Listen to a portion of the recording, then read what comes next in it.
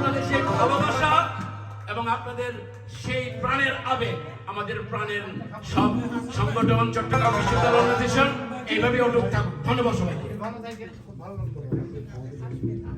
এইবার আমাদের এই পরিবারের অ্যালামনাস পরিবার আসান মাহমুদ, আপনারা জানেন সবসময় এই সংস্কৃতির মেলায় সংস্কৃতির আয়োজনে আসান মাহমুদ আমাদের সাথে আছেন এবং সবসময় আছেন বলেই আমাদের এই টিম সবসময় জাগ্রত। এই জাগ্রতকে আপনারা শক্তিশালী করছেন আপনাদের পাশে থেকে এবং এই আশা ব্যক্ত করছি সবসময় থাকবেন। এবার আসান মাহমুদ ভাই।